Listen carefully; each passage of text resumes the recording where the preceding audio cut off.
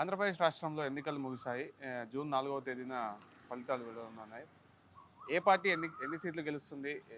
ఏ స్థానాలలో ఏ అభ్యర్థులు గెలవబోతున్నారు? మనతో చర్చించడానికి ప్రస్తుతం మనతో ఉన్నారు అజయ్ గారు, టీడీపీ యాక్టివిస్ట్ గారు. నమస్తే. రాష్ట్రంలో వ్యతిరేకత చాలా ఉందని చెప్పుకొస్తున్నారు. మరి ఇటువైపు కూటమి 3 పార్టీలు కలిసి వచ్చింది. మరి అధికారంలోకి మేము వస్తామని వీరు, మేమే వస్తామని వారు అంటున్నారు. మరి వాస్తవానికి ఎవరు అధికారంలోకి వచ్చే అవకాశాలు ఉన్నాయంటారు? మరి ఎలక్షన్ రోజే వాళ్ళ అయిపోయిన తర్వాతే వైసీపీ నాయకుల బేరతనం మాటలు గమనించిన తర్వాత అందరికీ అర్థమైపోయింది ఖచ్చితంగా కూటమి గెలుస్తుందని. ఇంతకుముందు వైసీపీ నాయకులు ఎంత గాంభీర్యంగా మాట్లాడోళ్ళో, ఎంత చులకన చేసి మాట్లాడోళ్ళో, ఎంత రెచ్చిపోయి బూతులతో మాట్లాడోళ్ళో అందరం చూసాం. కానీ ఎలక్షన్స్ అయిపోయిన తర్వాత వాళ్ళ మాటల బేలతనం కనిపిస్తుంది, వాళ్ళ భయం కనిపిస్తుంది.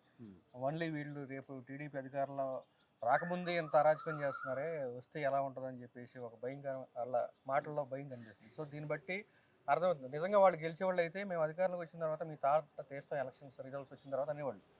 సో ఆ మాటలు అనకుండా వాళ్ళు అధికారంలోకి వస్తే ఇంకెంత అరాచకం చేస్తారని అంటున్నారంటే అక్కడే అర్థమైపోతుంది వాళ్ళ మాటల్లో. ఇంతకుముందు అనిల్ కుమార్ యాదవ్ గారు ఎట్లా మాట్లాడేవాళ్ళు, సజ్జల రామకృష్ణారెడ్డి వార్నింగ్ చేసి మేము తాట తీస్తాం అన్నట్టు, కానీ మిమ్మల్ని ఏదైనా కానీ మ్యాన్ హ్యాండ్లింగ్ చేసి దాడులు చేసి ఏదన్నా లొంగ తీసుకుంటా అన్నట్టు ఉండేది. కానీ ఎక్కడ ఈ విధంగా బేలతనంతో మాట్లాడిన మాటలు మనం ఎప్పుడు వినలా. కానీ ఎలక్షన్స్ అయిపోయిన తర్వాత అట్లా మాట్లాడంటే వాళ్ళకి ఖచ్చితమైన రిపోర్ట్స్ ఉన్నాయి. ఎలక్షన్స్ అయిన తర్వాత కాదు, ఎన్నికల ముందే వాళ్ళకి ఓడిపోతున్న విషయం అర్థమైపోయింది. వాళ్ళు సిద్ధమంటూ వాళ్ళు 170 స్థానం మేమే గెలుస్తామని ప్రోగ్రాం పెట్టుకుంటూ వెళ్ళారు కదా. మరి వైనాట్ కుప్పం, వైనాట్ పిఠాపురం అంటూ వాళ్ళు అంటున్నారు. మరి మీరేమో ఇట్లా అధికారంలోకి కూటమి వస్తుందని చెప్తే ఎలా చెప్పగలుగుతున్నారు? మరి అంటే వాళ్ళు ప్రజల మైండ్ సెట్ని డైవర్ట్ చేయడం కోసం ఈ మాటలు ఎత్తుకున్నారు. వైనాట్ కుప్పం, వైనాట్ మంగళగిరి, ఇవన్నీ అబద్ధాలు అనమాట. సో అంటే కుప్పమే గెలుస్తాం అంటున్నారంటే వీళ్ళు ఖచ్చితంగా అధికారంలోకి వస్తామన్న కాన్ఫిడెన్స్ ఉంది కాబట్టే వైనాట్ కుప్పం అంటున్నారని జనాల మైండ్ సెట్ని ట్యూన్ చేయడం కోసం ఇది ఎత్తుకున్నారు. బట్ అల్టిమేట్గా జనం అయితే జగన్ పరిపాలనతో విసిగెత్తిపోయారు కాబట్టి కూటమికి గట్టిగా మద్దతు ఇచ్చారు. విదేశాల నుంచి వచ్చారు, పక్క రాష్ట్రాల నుంచి వచ్చారు. ఒక కూటమికి పెద్ద సమూహం లాగా వచ్చి ఓట్లేసి మరి గెలిపించడానికి. వైసీపీ సోషల్ మీడియా వేదిక ఏం చెప్తున్నారు అంటే జగన్మోహన్ రెడ్డి గారు ఏం చేయలేదని చెప్పి ఓటయ్యారు, మీరు ఏం చేయలేదని చెప్పి అధికారంకి రారని చెప్పుకొస్తారు. మరి అంటే గతంలో చంద్రబాబు నాయుడు 14 సంవత్సరాలు చేసి ఏం చేశారు అని చెప్తున్నారు. మరి దీన్ని ఎలా చూస్తారు? మరి మీరు చంద్రబాబు నాయుడు గారి పరిపాలన రాష్ట్రం ఒక స్టేజ్కి అభివృద్ధి వెళ్తుంది, నెక్స్ట్ ఇంకొక స్టేజ్లో రాజధాని పూర్తవుతుంది, పోలవరం పూర్తవుతుంది, అలాగే ఒక హోప్ ఉండేది. ఇప్పుడు చూస్తే అసలు ఏముంది, రాజధాని గురించి అసలు పూర్తిగా ఆశలు తెలుసుకోవాల్సి వచ్చింది, పోలవరం అయితే పూర్తిగా అటకెక్కిపోయింది.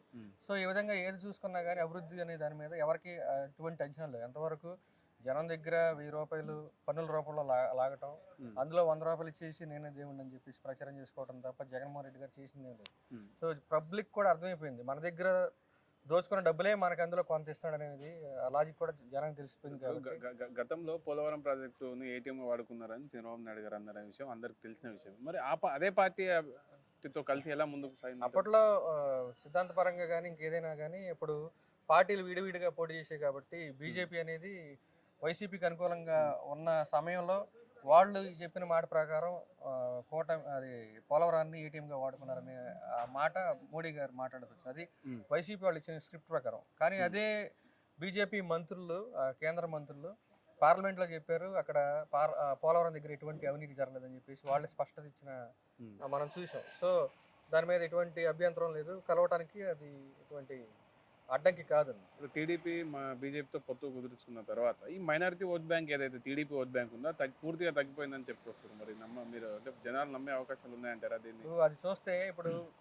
బీజేపీ టీడీపీ అనేది దగ్గరైంది కాబట్టి సో మైనారిటీ ఓట్లు వైసీపీకి వెళ్ళి అనుకుంటాం. వైసీపీ ఏమన్నా బీజేపీకి ఏమన్నా దూరంగా ఉందా? లేదు కదా. 5 ఏళ్ళు వాళ్ళ కింద దేహి అనుకుంటా వాళ్ళు అడకపోయినా కానీ ప్రతి బిల్లుకి మద్దతు ఇచ్చి వాళ్ళ కింద పాహిమాం అన్నట్టుగా, అంతే మరీ ఒక బానిసల కంటే కూడా హీనంగా పనిచేశారు. అందరూ చూశారు పబ్లిక్, ముఖ్యంగా ముస్లిం మైనారిటీ ప్రజలు చూశారు. వాళ్ళకి ఉన్న పథకాలు తీసేయడం కానీ ఏదైతే చంద్రబాబు నాయుడు గారు బీజేపీతో పొత్తులో ఉన్నా కూడా ఎటువంటి అభ్యంతరం లేకుండా ముస్లిం మైనారిటీ వర్గాల కోసం కొన్ని పథకాలు పెట్టారు, తోఫా లాంటివి ఇచ్చారు. అలాగే వాళ్ళ కోసం కార్పొరేషన్ ఏర్పాటు చేసి వాళ్ళ లోన్స్ కూడా ఇవ్వడం జరిగింది. జగన్మోహన్ రెడ్డి ఇచ్చిన తర్వాత అవన్నీ తీసేశారు. సో ఇక్కడ గమనిస్తే చంద్రబాబు నాయుడు గారే మేలు చేశారు, కానీ పొత్తులో ఉన్నా కూడా జగన్మోహన్ రెడ్డి పొత్తులో లేకున్నా కానీ ముస్లిమ్స్కి వెన్నుపోటు పొడిచారు. కాబట్టి వాళ్ళు మళ్ళీ బీజేపీ వైసీపీ వైపు వెళ్ళే అవకాశం లేదు. వేస్తే ఒకవేళ కొంతమంది నచ్చకపోతే కాంగ్రెస్కి వేశారు, కానీ ఖచ్చితంగా చాలా మటుకు ఈ ఎలక్షన్లో ఎక్కువ ఓట్లు వైసీపీ కంటే కూడా కాంగ్రెస్ పార్టీకి ఎక్కువ పడ్డాయి ముస్లిం ఓట్లు. సరే, రాష్ట్రంలో ఏ నియోజకవర్గాలు పక్కకు పెడితే మీకు ఉమ్మడి కృష్ణా జిల్లాలో ఏ పార్టీ అభ్యర్థి గెలవబోతున్నారు? వైసీపీ ఎక్కువ స్థానాలు గెలుస్తుందని చెప్పుకొస్తారు, మరి ఇది ఎంతవరకు వాస్తవం? మరి ఇప్పుడు చూస్తే మాది గన్నవరం నియోజకవర్గం. ఆల్రెడీ వంశీ గారు డల్లాస్ వెళ్ళిపోయారు అన్నారు. మళ్ళీ వస్తారనే మాట కూడా లేదు కాబట్టి సో మేము గన్నవరం ఖచ్చితంగా విన్ అవుతున్నాం. మా పక్కనే గుడివాడ ఉంది, గుడివాడ కూడా మేము ఖచ్చితంగా గెలుస్తున్నాం. గుడివాడ కొడాలని ఓడించే స్థాయి అక్కడ పోటీ చేస్తున్న అభ్యర్థి కాదని కొడాల చెప్తున్నారు నానికి స్థాయి అంటే ఏం లేదు. ఆయన ఇప్పుడు మాటలతో మభ్య పెట్టుకుంటూ వచ్చాడు. ఈ 4 సార్లు గెలిచాడు. ఏంటంటే మరి. 3 సార్లు ఓడిపోయినా కానీ పాపం ప్రతిపక్షం ఉన్నాడు కదా, అభివృద్ధి ఏం చేయలేకపోయాడంటే ప్రతిపక్షం ఉన్నాడు కాబట్టి చేయలేకపోయాడు అని చెప్పేసి ప్రజలు వాళ్ళంతటా వాళ్ళు సరి చెప్పుకొని 4వ సారి గెలిపించారు. సో 4వ సారి పార్టీ అధికారంలోకి వచ్చింది వైసీపీ పార్టీ, మంత్రి కూడా అయ్యాడు. అయిన తర్వాత ఏమైనా అభివృద్ధి చేయాలి కదా. ఎక్కడికక్కడ మున్సిపాలిటీ కంటే అంటే వర్స్ట్గా ఉంటుంది అనమాట. అదే స్లమ్ ఏరియా కంటే కూడా చాలా దారుణంగా ఉంటుంది. ఇప్పుడు ఆంధ్రప్రదేశ్లో ఏ పట్టణాన్ని చూసినా కానీ అన్ని పట్టణాలకల్లా వర్స్ట్ పట్టణం అంటే గుడివాడే ఉంటుంది. సో ఎటువంటి అభివృద్ధి లేదు, రోడ్లు వేసింది లేదు. విజయవాడ గుడివాడ రోడ్డు అంటే అది ఒక నరకానికి వేసిన రోడ్లా ఉంటుంది. అది అంత గోతులు ఉంటాయి. యాక్సిడెంట్లు కూడా జరిగి ఎంతోమంది మరణిస్తున్నా కూడా ఇతను ఎటువంటి చలనం లేకుండా కనీసం రోడ్డు కూడా వేయలేకపోయిన మంత్రి ఈ విధంగా గెలిపిస్తారు. సో మరి ప్రజల్లో సోషల్ మీడియా వేదికగా చాలా చేశామని చెప్పుకొస్తారు నాన్నగారు. మరి ఏం చేశారు చెప్పమనండి, 4 చెప్పమనండి. బటన్ నొక్కి జగన్మోహన్ రెడ్డి చేసిన పథకాలు తప్ప ఈయన మంత్రిగా కానీ లేకపోతే ఎమ్మెల్యేగా కానీ గుడివాడకి చేసిన అభివృద్ధి ఏముంది? కనీసం చంద్రబాబు నాయుడు గారు కట్టిన టిడ్కో ఇళ్ళు కూడా ప్రజలకు అందించలేదు. ఇటువంటి వ్యక్తికి ఏ విధంగా ఓట్లు వేస్తారు? సో ఇక్కడ ఏంటంటే గుడివాడలో ఎటువంటి అభివృద్ధి లేదు, అభివృద్ధికి దూరంగా విసిరేయబడింది. మీరు చూస్తే కుమార్ ఆంటీ కూడా వచ్చి వెనిగండ్ల రాము గారికి మద్దతుగా ప్రచారం చేసింది. తను ఒకటే చెప్పింది, 20 ఏళ్ల క్రితం ఏదైతే గుడివాడ ఉందో ఇప్పుడు కూడా అదే ఉంది. గుడివాడ అభివృద్ధి చెంది ఉంటే లేకపోతే ఆంధ్రప్రదేశ్ అభివృద్ధి చెంది ఉంటే నేను హైదరాబాద్ వెళ్ళి మేము ఎందుకు పిలిపిస్తాం? ప్రతి ఒక్కరికి ఉంటది. ఇప్పుడు హైదరాబాద్ నుంచి ఎంతో మంది ప్రజలు అలాగే విదేశాల నుంచి వచ్చారు, బెంగళూరు నుంచి పక్క రాష్ట్రం నుంచి చాలా మంది వచ్చి టీడీపీ ఓట్లేసి అందరం మేము అన్న పిలిచాము. వాళ్ళంతా వాళ్ళు వచ్చారు. ఎందుకంటే రాష్ట్రం నాశనం అయిపోయింది. మళ్ళీ వైసీపీ గెలిస్తే ఇంకా మన రాష్ట్రానికి మనం వెళ్ళలేము. ల్యాండ్ టైటిలింగ్ యాక్ట్ ద్వారా మన ఆస్తులు కూడా లాగేసుకుంటారు. మన రాష్ట్రం ఇంకా పూర్తిగా అధోగతి పాలైపోతుంది. మన ఆస్తులన్నీ లాగేసుకుంటారు. ఇంకా మనం అసలు అక్కడ ఉండలేము అనే భయం అనేది ప్రజల్లో ఏర్పడింది. సో ఆ భయమే ఇంతమంది ప్రజలు హైదరాబాద్ నుంచి కానీ పక్క రాష్ట్రం నుంచి కానీ విదేశం నుంచి కానీ వచ్చి తండోపతండాలుగా వచ్చి ఓట్లు వేయటానికి, కూటమికి ఓట్లు వేయటానికి కారణమైంది. సో వైసీపీ చిత్తు ఓడిపోతుంది. చాలా మంది అంటున్నారు ఏంటంటే రిపోర్ట్స్ 110 సీట్స్ వస్తాయి అన్నారు, 110 120 వస్తాయి అన్నారు కూటమికి. బట్ నా అంచనా ప్రకారం 140 to 150 వస్తాయి. విజయవాడ పార్లమెంట్ లోనే 7 స్థానాలు వైసీపీ గెలుస్తుందని చెప్తారు. ఎవరు చెప్తున్నారు? అసలు విజయవాడలో ఏ సీట్ గెలుస్తుంది? అసలు విజయవాడలో మొత్తం మేము గెలిచేస్తాం. విజయవాడ సెంట్రల్ గెలుస్తున్నాం, ఈస్ట్ గెలుస్తున్నాం, అలాగే వెస్ట్ కూడా గెలుస్తున్నాం. సుజనా చౌదరి గారు బీజేపీ అది కూడా గెలుస్తున్నారు. సో మొన్నటి వరకు అది ఒక డౌట్ ఉండేది విజయవాడ పార్లమెంట్లో. వెస్ట్ అదే బీజేపీ సింబల్ కాబట్టి అక్కడ ముస్లిమ్స్ ఎక్కువ ఓటర్స్ ఉన్నారు కాబట్టి సో ఆ ఓట్లు పడతాయా అనే అనుమానం ఉండేది. కానీ వాళ్ళు కూడా చాలా వరకు కన్విన్స్ చేశారు సుజనా చౌదరి గారు. అలాగే బీజేపీ కార్యకర్తలు కానివ్వండి, టీడీపీ జనసేన కార్యకర్తలు కానివ్వండి బాగా కలిసి పనిచేశారు ఆ నియోజకవర్గంలో. సో దాని ఇంపాక్ట్ ముస్లిమ్స్ మీద కూడా పడింది కాబట్టి వాళ్ళు కూడా నమ్మి బీజేపీ పార్టీకి ఓట్లు వేశారు. ఇంకా కొంతమంది నమ్మని వాళ్ళు కాంగ్రెస్ పార్టీకి వేసుకున్నారు. సింబల్ చూసి వాళ్ళ కొంత పైనుంచి వచ్చే కొంత మత ప్రచారకుల నుంచి వచ్చినాయి కొంత ఆర్డర్స్. ఉమ్మడి జిల్లాలోనే ఉన్నటువంటి బందర్ నియోజకవర్గం ఏదైతే ఉందో ఇప్పుడు హాట్ టాపిక్గా మారిపోయింది. ఎందుకంటే అక్కడ పేరుని కిట్టు యువ నాయకుడు పోటీ చేస్తుంది. కొల్లు రవీంద్ర గారు మాజీ మంత్రి వారిని ఓడిస్తా అని ఉన్నారు. మరి అటువంటి పెద్ద అభ్యర్థులని వైసీపీ యువ నాయకులు ఓడిస్తా అంటారు, మీరేమో అధికారంలోకి వస్తా అంటారు. మరి దీన్ని ఎలా 2019లో కొల్లు రవీంద్ర గారు ఓడిపోయింది కేవలం 5,000 ఓట్ల తేడాతోనే. అప్పుడు జగన్ వేవ్లో ఉన్నప్పుడు ఎంత మెజారిటీ రావాలి? కనీసం ఒక 20-30 వేల ఓట్ల మెజారిటీ రావాలి కదా. కానీ కేవలం 5,000 మెజారిటీతో ఓడిపోయి అంటే అప్పుడు ఏదో బొట్టిన గుడ్డిగా గెలిచాడు అనమాట. సో ఈ 5 ఏళ్ల పరిపాలన గెలుస్తాడా? మరి ఈసారి గెలవటం కాదు, 30-40 వేల ఓట్ల తేడాతో ఓడిపోతున్నారు వాళ్ళు.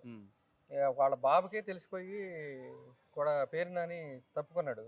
కొడుక్కి ఏదో కొద్దిగా ప్రాక్టీస్ మ్యాచ్ లాగా ఉంటుంది, వికెట్ పడినా కానీ కొద్దిగా బ్యాటింగ్ ప్రాక్టీస్ చేసినట్టు ఉంటుంది అన్నట్టు ఓడిపోయి సీట్ అని తెలిసి కూడా నిలబెట్టాడు ఫ్యూచర్కి ఆలోచించి. బట్ అతనికి ఫ్యూచర్ లేదు, అతనికి వాక్ దాటి లేదు, ఏం లేదు, అతనికి నాయకులతో లక్షణాలు కూడా లేవు. సో నెక్స్ట్ రాబోయే రోజుల్లో కూడా అంటే ఇంకో 4-5 టర్మ్స్ కూడా అక్కడ టీడీపీకి ఎదురులేదని చెప్పచ్చు. జనసేనకు ఏదైతే టికెట్లు కేటాయించారో ఆ టికెట్లలో కేవలం పవన్ కళ్యాణ్ గారు ఒకరే గెలుస్తున్నారు. అందులో ఏదైతే టికెట్లు ఇచ్చారో 21, అందులో కేవలం పవన్ కళ్యాణ్ గారు ఒకరే గెలుస్తూ మిగతా సీట్లన్నీ ఓడిపోతున్నాయి. బీజేపీకి ఇచ్చిన సీట్లు ఒకటి కూడా గెలవదు. గెలిస్తే ఒక సుజనా చౌదరి గారు మాత్రమే గెలుస్తారని చెప్పుకొస్తారు. ఇక్కడనే 30-40 సీట్లు మీరు లాస్ అయ్యే అవకాశాలు ఉన్నాయి. మరి టీడీపీలో టికెట్ ఇచ్చినటువంటి ఇంకొక 30-40 ఓడిపోతే మరి మీరు అధికారంలోకి ఎలా రాగలుగుతారు? మరి ఇప్పుడు అందరు డౌట్ ఏంటంటే జనసేన పార్టీ పవన్ కళ్యాణ్ గారు 21 టికెట్ తీసుకున్నారు, అందులో ఒకటే గెలుస్తుంది అని చాలా మంది అపోహలు ఉన్నారు. మరి ఇప్పుడు జనసేన పోటీ చేసిన 21 స్థానాల్లో దాదాపు 15 స్థానాలు ఈస్ట్ వెస్ట్ నుంచి విశాఖ జిల్లా నుంచి పోటీ చేయడం జరిగింది. సో ఎక్కడైతే ఈస్ట్ వెస్ట్ విశాఖ కృష్ణా గుంటూరు జిల్లా ఉన్నాయో ఈ జిల్లాల్లో వైసీపీ అనేది పూర్తిగా స్వీప్ అయ్యే అవకాశం ఉంది. ఇప్పుడు మా జిల్లా తీసుకుంటే ఒక పామర్లో మాత్రం గెలిచే అవకాశం ఉంది. అలాగే అక్కడ తీసుకుంటే పశ్చిమ గోదావరి జిల్లాలో ఒక ఇది పోలవరం నియోజకవర్గంలో మాత్రం కొంచెం గెలిచే అవకాశం ఉంది వాళ్ళకి. ఇక ఈస్ట్ జిల్లాలో అయితే ఈస్ట్ గోదావరిలో అయితే గెలిచే అవకాశం లేదు. అంటే ఇక్కడే మీకు కనిపిస్తుంది ఈ ఇళ్ళు తీసుకున్న జనసేనకి ఇచ్చిన 21 సీట్లలో ఖచ్చితంగా వాళ్ళు 19 సీట్లు అయితే ఖచ్చితంగా గెలవబోతున్నారు. వాళ్ళు ఓడిపోయేది ఏం లేదు. ఒక పోలవరం ఇంకొకటి 1-2 సీట్లు మాత్రం వాళ్ళు ఓడిపోతారు. వీళ్ళు ఏంటంటే వాళ్ళు ఓటమి ఆల్రెడీ కన్ఫర్మ్ అయిపోయింది, వాళ్ళకి తెలిసింది. కాకపోతే రేపు కౌంటింగ్ దగ్గర ఏజెంట్స్ కోసం కౌంటింగ్ కూడా దానికోసం అని చెప్పేసి వీళ్ళు చేస్తున్న జిమ్మికులు అనమాట. ఆల్రెడీ జగన్ గారు అంతా పెట్టేబేడ సర్దేసుకున్నారు, చాలా వరకు డబ్బు తీసుకొని వెళ్ళిపోయారు అంటున్నారు. ఆయన లండన్ వెళ్ళాల్సింది ఆమ్స్టర్డామ్ డ్యామ్లో దిగినప్పుడే అర్థం. మీరు క్రియేట్ చేసిన వీడియోలు అని చెప్తారు అవన్నీ? లేదు అదంతా ఆయన నిజంగా వెళ్ళింది. ఆయన అసలు ఆయన వెళ్ళాల్సిన అవసరం ఉంది, కూతుర్ని చూడటానికి లండన్ వెళ్తా అన్నాడు. కూతుర్లు ఇక్కడికి వచ్చారు కదా, ఎందుకు వెళ్ళారు ఆయన? ఇక్కడ అర్థమైపోతుంది అదంతా.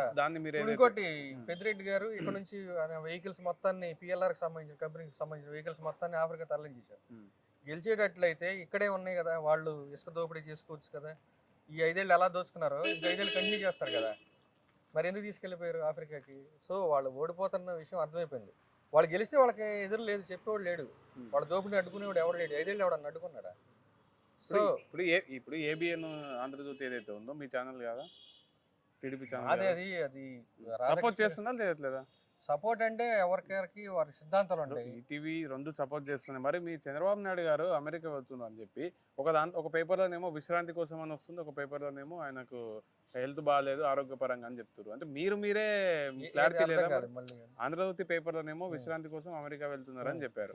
మరి ఈనాడు పేపర్లోనేమో ఆరోగ్యం బాగాలేదు, ఆరోగ్య నిమిత్తం పరీక్షల కోసం వెళ్తున్నారు అని చెప్పారు. మరి జగన్ గారు వాళ్ళ కూతుర్ల కోసం డైరెక్ట్ చెప్పారు కదా. మరి ఇప్పుడు ఏదైతే ఉందో చంద్రబాబు నాయుడు గారికి విదేశాలు వెళ్ళకూడదు అనే కండిషన్ అయితే లేదు.